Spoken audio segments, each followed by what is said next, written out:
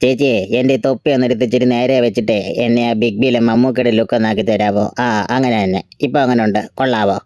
ചാടിക്കോ, അയ്യടാ. ഒന്നുകൂടെ ചാടിക്കോ, അയ്യാ. ഒന്നുകൂടെ ചാടിക്കോ, അയ്യാ. ഇത് കൊള്ളായില്ലോടാ. അതെ അതെ.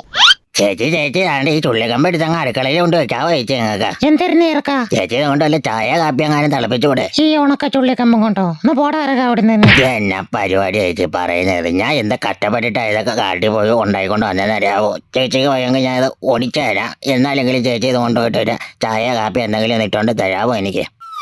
എടി ഈച്ചേ, നീ കുറെ നേരമായിട്ട് നീ എന്റെ മുമ്പിൽ കിടന്ന് കറങ്ങിക്കൊണ്ട് നിൽക്കുക. നീ കിട്ടിയില്ലല്ലേ? നിന്നെ എന്റെ കയ്യിൽ കിട്ടി കഴിഞ്ഞാൽ നിന്റെ അവസാനമായിരിക്കും കേട്ടാ. ഉള്ള കാര്യം ഞാൻ പറഞ്ഞേക്കാം. എന്തേ അവള് പോയെന്ന് തോന്നുന്നല്ലേ?